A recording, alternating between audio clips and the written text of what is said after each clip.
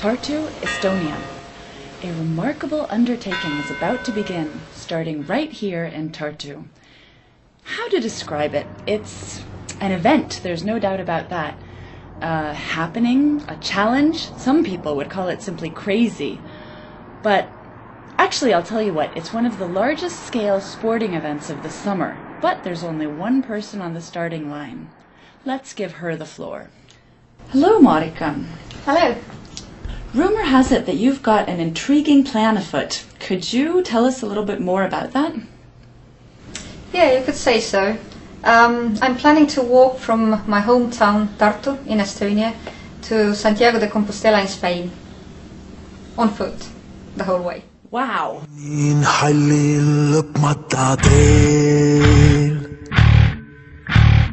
Kesknurmi täis valmivat vilja. Ma kõnnin ja kõnnin otsata teel.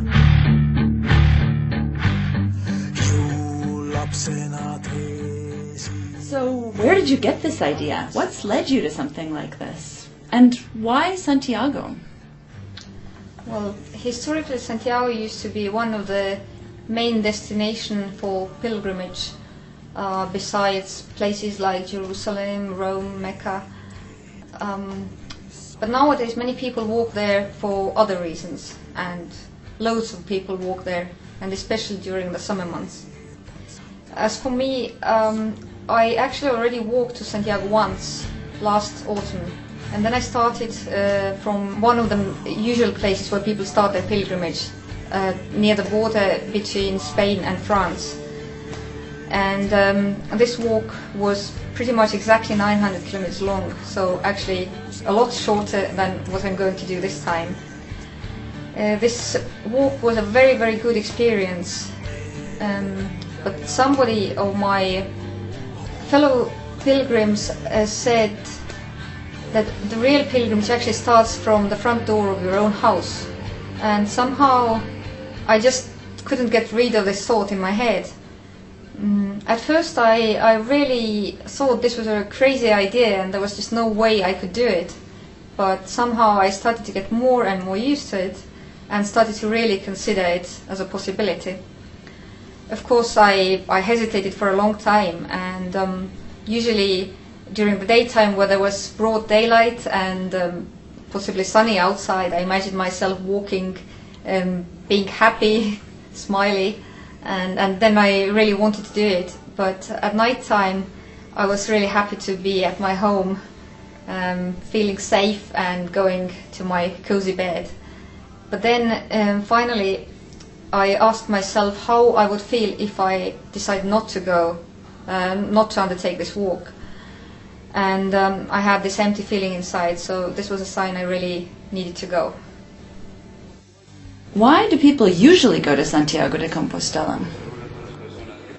As I said earlier, historically Santiago was a pilgrimage destination, and people used to go there for religious reasons, to seek penance for sins. And as disease and bad luck were also seen as punishment for sins, people often undertook this walk to get well, or they did this walk for their loved ones, for them to get well. Nowadays people do it for many different reasons. There are many spiritual seekers. Many people start the walk with some specific problem or question for which they hope to find an answer before reaching Santiago. But of course there are many people also who just do it for sports. So, is there some kind of broader message that you'd like to connect with your pilgrimage? A message for society? Well, at first I would like to encourage people to walk more, because nowadays it's very common that we just step out of our front door, right into the car, and then drive wherever we need to go, to work or to the supermarket. Then we look for a parking space as close to the entrance as we can. If we don't work on the ground floor, then we take an elevator to go up. At home, when we watch television, we use the remote control to switch it on and to change channels. Not to have to take the effort to stand up and take these couple of steps. If we feel hungry, we grab the mobile phone and order a pizza. So yeah, I would encourage people to walk more. Well, secondly, a walk like I'm going to undertake, also on a much smaller scale, can be a very pleasant holiday actually. It's true that you need to put some physical effort into it, but at the same time your mind can rest. It's also true that I'm going to move very slow.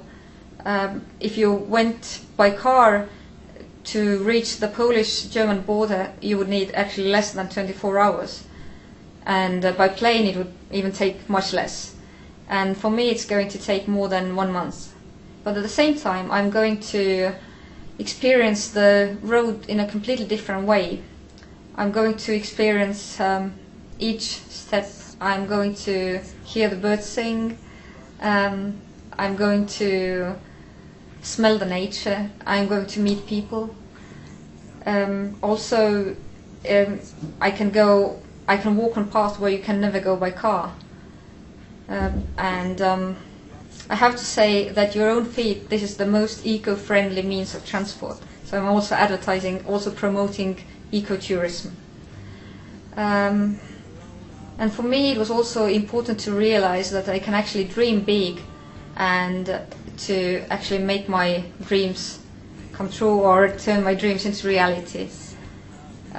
We usually tend to choose to stay in kind of a comfort zone, and we have this, we imagine that we have control of over our life, that we know what the next day will bring, but this is actually an illusion anyway. So I think that sometimes you really need to risk, because this way you open the way for new possibilities. Where there's a will, there's a way.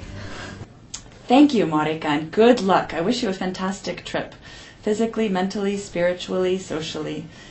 And we'll be following you on your blog and cheering for you. You're very welcome, and thank you very much.